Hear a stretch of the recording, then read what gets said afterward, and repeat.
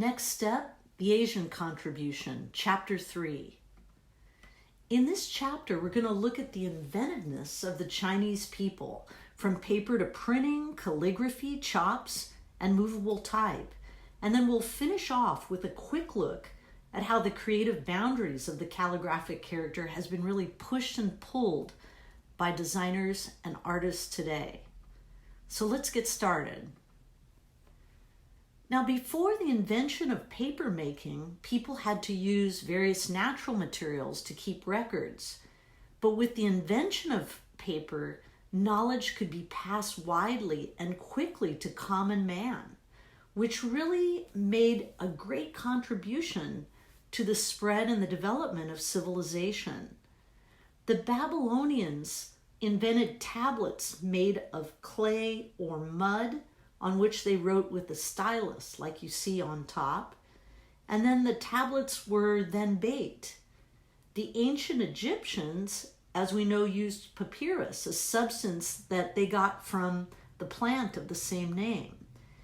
And then we talked about the Greeks and Romans in the last chapter and how they had a different method of writing, where they took notes on wax tablets using a pointed instrument that pierced the layer of wax. About 300 BC, a war broke out between the kingdoms of Pergamum and Egypt. Eumenes, who was the monarch of Pergamum, ordered his subjects to try to find a material that could replace Egyptian papyrus. The learned men of the kingdom discovered a substance that was made from sheepskin. And when the wool was removed and the hide was scraped, beaten, and stretched, it became known as parchment, derived from the name of the country. In the Middle Ages, then the Arabs made known throughout Muslim Spain a material that would replace all the predecessors, and this was paper. And the manufacture of it was imported from a far distance and mysterious realm at the time, China. The first paper appeared in China around 200 BC, and its name came from papyrus. Silk was actually transformed into paper by a process of pasting, but because silk was expensive, wool and cotton came to be used instead. This invention was attributed to Cai Lun.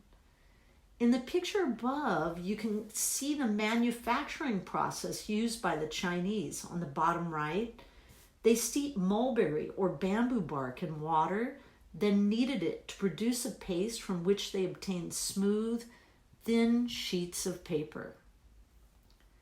Now, the Chinese calligraphic character evolved over time as well. The first row, inscriptions on animal bones or tortoise shells of the Shang dynasty. In the second row, we see bronze inscriptions. The third row is called small seal style, a style of calligraphy that was adopted in the Qin dynasty for the purpose of standardizing the script. And then the fourth row is an ancient style of calligraphy current in the Han dynasty. Li Shu tablet of the Huashan Pagoda is an example of the Han style from the Eastern Han dynasty. This was around 165 CE. And each character displays, as you can see, very well balanced and even elegant strokes. In the middle, we see a pottery vessel that is three-legged called a li. It's from the late Neolithic period. And to the right of that, you can see the evolution of the calligraphic character for Li. It stemmed from the pot, so it originally looked very much like the pottery vessel that you're seeing. In the middle, you see the bronze script from 1000 BCE. And lastly, the regular style from 200 BCE. This diagram shows the evolution of Chinese calligraphic characters. It's from the Album of Eight Leaves, and it's ink on paper, very beautiful, from the Qing Dynasty in 1744. We see sort of the design of a total page. The bamboo is bending out into the open space, and it's really in contrast to that very erect column of writing. This is seen as an outstanding example of Chinese art. Here we see another piece by Shi Tao. It's simple and refined, and this painting displays, I think, both personal expression as well as reality, and it's called The Love of Lotus Landscape. Here we see a top row of pictographs that are Chiaku Wen, or bone and shell script, and this was the first phase of Chinese writing, where the lower row shows the same words in a small seal style, which is the third phase of Chinese writing. So if we move from the left, the character on the left represents sun. The second one is moon, followed by water. Then we have rain, wood, and lastly, dog.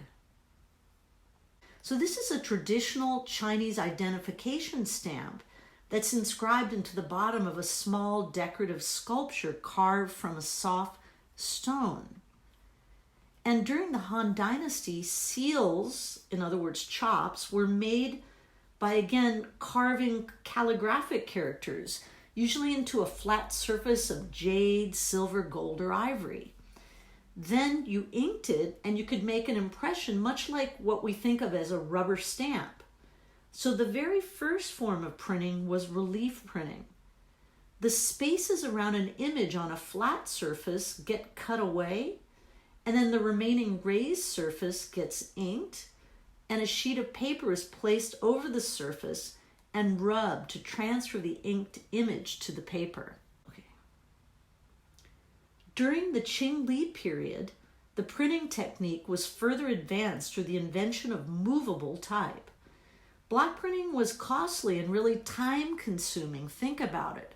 Each carved block could only be used for a specific page of a particular book.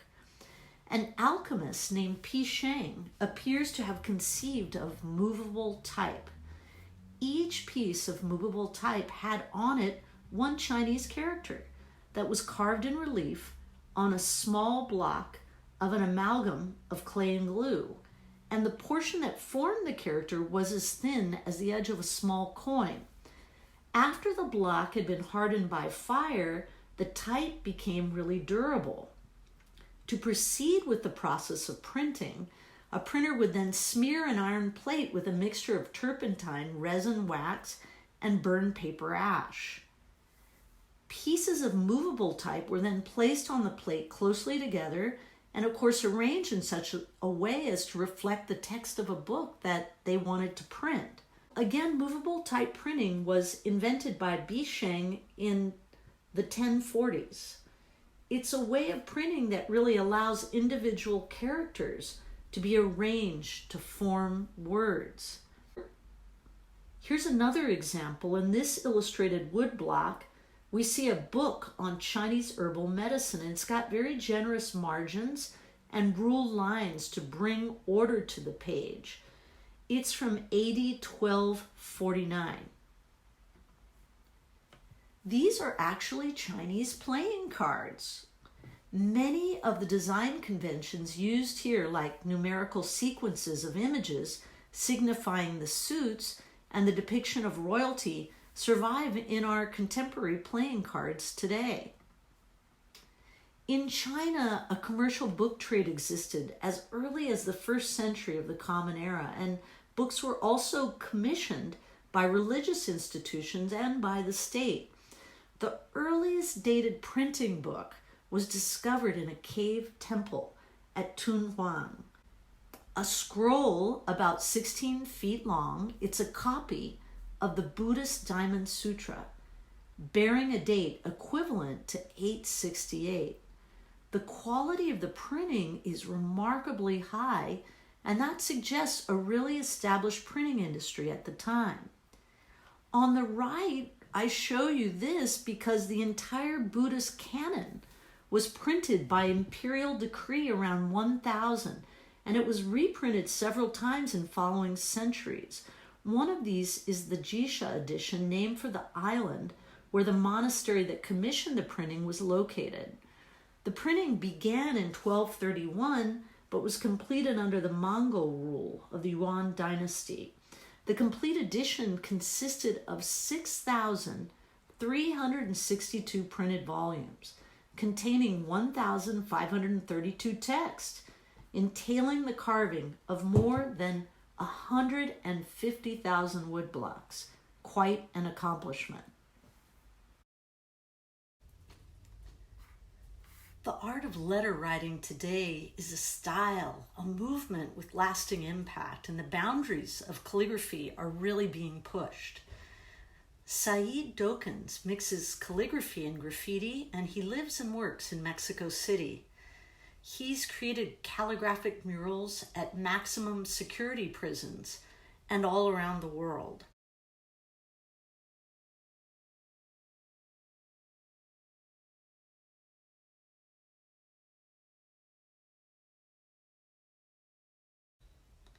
Cryptic in LA sees his art as spiritual in nature and believes that the work should speak for itself and really be more purposeful than self-promotion.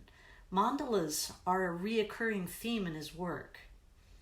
Other artists and designers who use calligraphy in unique ways are listed at the end of this chapter, and if it interests you, I hope you'll take the time to explore more. Thanks for listening.